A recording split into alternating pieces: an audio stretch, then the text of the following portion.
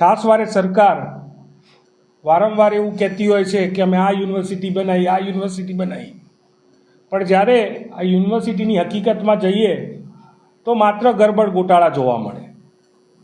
ગુજરાત રાજ્યમાં અમદાવાદમાં Gujarat university of transplant science નામની GUTS નામની સરકાર દ્વારા શરૂ કરેલ યુનિવર્સિટીમાં સૌથી મોટો ગોટાળો એ કે 4 જેટલા ફેલોશિપ પ્રોગ્રામમાંથી 3 ફેલોશિપ પ્રોગ્રામની નેશનલ મેડિકલ કાઉન્સિલે મંજૂરી નથી આપી, છતાં યુનિવર્સિટી દ્વારા આ કોર્સ ચલાવવામાં આવી રહ્યો છે. યુનિવર્સિટીએ RTIના માધ્યમથી અહેવાલ જે મળ્યો છે એમાં પોતે સ્વીકાર્યું છે કે NMCની મંજૂરી મળી નથી. એ જ રીતે BOG બોર્ડ ઓફ ગવર્નન્સ દ્વારા મંજૂરી અપાયેલ 2 જેટલા સુપર સ્પેશિયાલિટી કોર્સ ને 8 વર્ષ પૂર્ણ થઈ ગયા છતાં પણ શરૂ કરવામાં નથી આવ્યા. બીજી બાજુ 2 જેટલા સુપર સ્પેશિયાલિટી કોર્સમાં 8 વર્ષ દરમિયાન માત્ર 6 જ સુપર સ્પેશિયાલિસ્ટ ડૉક્ટરો આ યુનિવર્સિટી તૈયાર કરી શકી.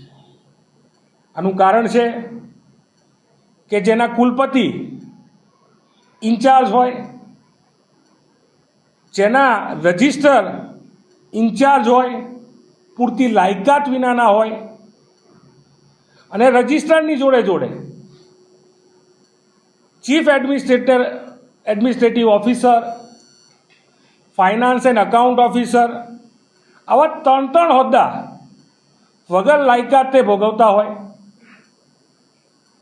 ડીન ઇન્ચાર્જ હોય,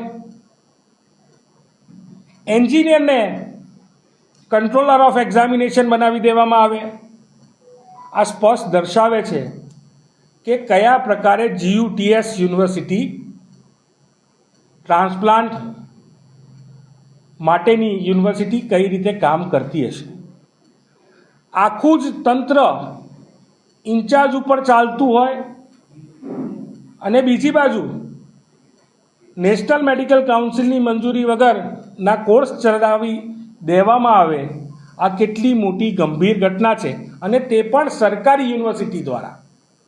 ચોક્કસપણે આપના માધ્યમથી સરકારને હું કહેવા માંગ મૂકું છું કે આ દિશામાં તાત્કાલિક પગલાં લેવાય અને આ દિશામાં કંઈક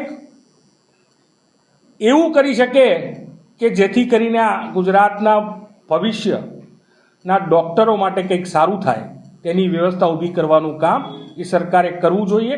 આ દિશામાં નક્કર પગલાં લેવા જોઈએ.